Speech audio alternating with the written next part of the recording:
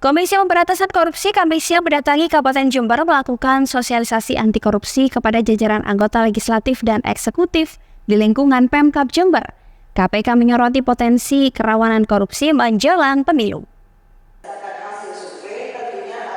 Sosialisasi anti korupsi Komisi Pemberantasan Korupsi Republik Indonesia di lingkungan pemerintah Kabupaten Jember dilakukan di ruang rapat paripurna DPRD Kabupaten Jember Kamis siang.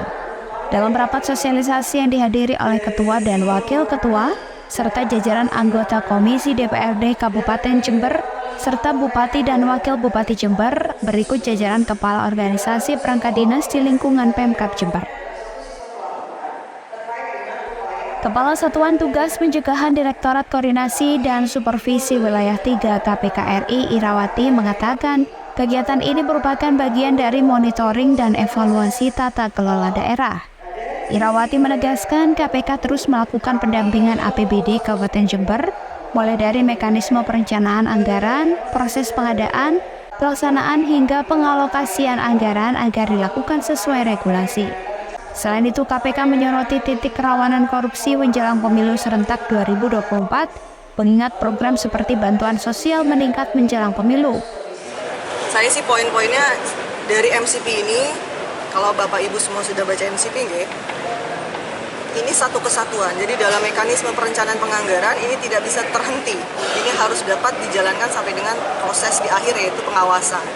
Maka saya poinnya adalah tolong ini dilaksanakan sesuai dengan ketentuan dan regulasi, tapi dipastikan tidak ada potensi, saya bilang sampaikan, potensi resiko korupsi khususnya pada saat pembahasan tadi. Proses perencanaan penganggaran, proses pengadaan, proses pelaksanaan, proses manajemen ASN, proses pengalokasian anggaran, pembelanjaan dan pendapatan ini sesuai dengan realnya. Sementara itu, Bupati Jember menegaskan tingginya program seperti Bansos di lingkungan Pemkab Jember bukan terjadi lantaran tahun politik. Program tersebut telah dibahas di awal tahun sebelumnya, bukan hanya di momen pemilu, namun rutin bantuan sosial disalurkan oleh Pemkab Jember. Itu kan dibahasnya bukan tahun politik, Januari dulu 2022 udah dibahas, sekarang 2024 dibahasnya udah 2023 sekarang sudah dibahas untuk 2024 nanti. Jadi program ini tidak ujuk-ujuk datang, wah ini tahun politik sekalian nyalon sampai bagi-bagi bansos. Bukan begitu, Bos. Kan jelas ini kan sudah di program rutin dari awal dulu sudah ada. Mau tahun politik kayak nggak ada tahun politik ya programnya di jalan. Tapi peningkatan bansos itu meningkat Pak ketika tahun politik? Bukan, kita tidak ada tingkat sama sekali. Itu ada pemberian dari pusat. Terus kita juga ada dari Dagri. Di Dagri kita harus ada bantuan apa yang harus kita siapkan.